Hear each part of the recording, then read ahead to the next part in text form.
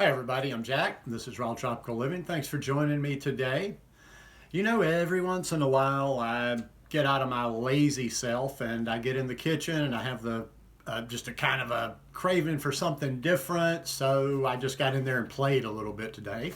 Wrote the ingredients down as I went, and this one turned out good. So it turned out this was kind of a 50-50. I was going to wait and see how it turned out before I decided whether I do a video on it, but it turned out good. So as you can see, and I just made this title up, Easy Spicy Creamy Raw Vegan Zoodles. And that title could change. I just had to come up with something there. Anyhow, I do videos like this every day. So if you're not already subscribed to the channel, I'd appreciate it if you'd hit that subscribe button now. Click on the little bell and check send notifications so you'll stay subscribed to the channel. But if you're new, I'm not a big recipe guy. Every once in a while I come along with something. I had some zoodles. I had some zucchinis. I was kind of in the mood for something other than salad. I wanted something creamy. I wanted something with a little spice to it.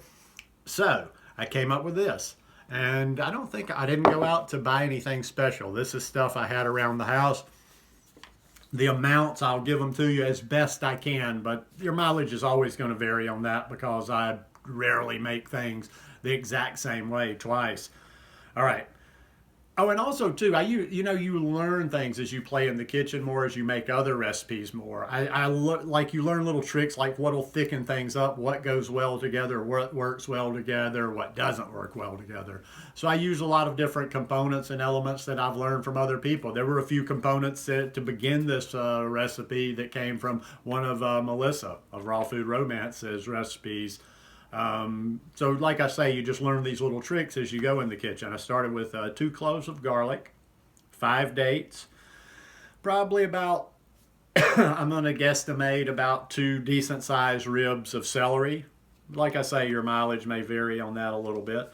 Ended up with the juice of about 1.5 limes. I put a ½ teaspoon of cumin in there. I put some zucchini in there.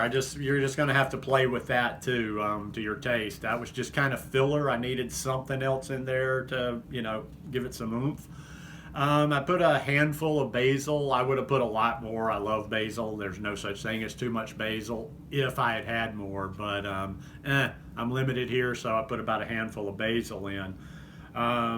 Put a bit of Bragg's aminos in there, and then finished it off with avocado. It would have probably been a little creamier, but the avocado I had a couple of bad spots in it. And then, let me step back. Let me go back a step.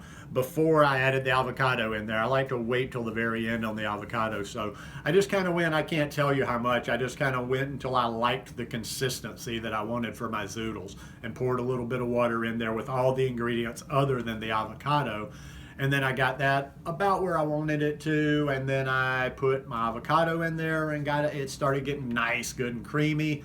And then I said, okay, well, I don't need it quite this thick, and it's always about playing with that water and just go real light, because you can always add more water into these recipes, but you can't take water out. And the result was good. I've already tasted, and I'm not going to eat here because with this beard I get messy, and I even cut up some green onion on top of this right here. But yeah, this sauce is good. I'm really looking forward to this. This is just a super simple little recipe. Like I say, I came up with it on the fly. If you start making recipes and you play around in the kitchen, I know I'm repeating myself over and over, but you'll start learning little tricks and you'll start seeing things differently in your kitchen. You'll see things sitting around and you'll be like, oh, I could probably do this or this or this. And a lot of recipes will come to you. So anyhow, this is just a nice little recipe I'm going to enjoy. You could go less on the avocado. I would have probably actually gone a little bit more. I don't eat avocados a lot.